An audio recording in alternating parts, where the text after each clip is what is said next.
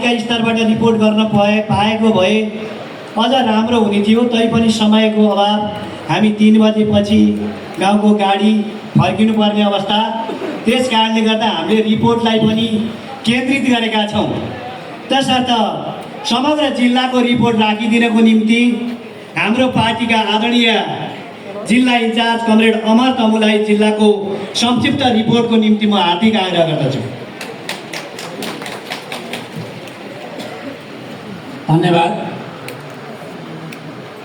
हाम्रो पार्टीको जिल्ला सचिव यस कार्यक्रमको सञ्चालक कमरेडलाई, हाम्रो गौरवशाली पार्टी नेपाल कम्युनिस्ट पार्टी माओवादी केन्द्र जिल्ला समन्वय समिति गोर्खाको आयोजनामा हुन गइरहेको यो अगुवा कार्यकर्ता प्रशिक्षण कार्यक्रमको